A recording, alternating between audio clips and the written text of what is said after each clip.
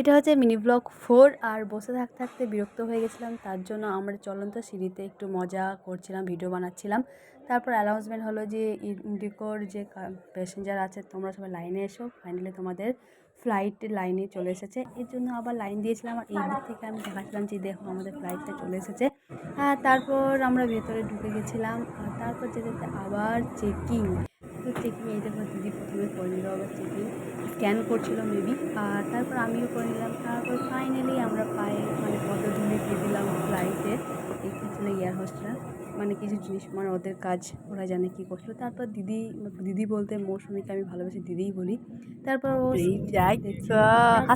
সমস্ত কিছু bag set করে তারপর আমরা খেতে বসেছিলাম। এটা পাঠিয়েছিল উইন্ডো সিটে বসে পনিরের তরকারি আর রুটি। আমি পেয়েছিলাম উইন্ডো সিট, এই মেয়েটা জোর করে নিয়ে নিয়েছে, সব স্ক্যাম করে আমার সঙ্গে।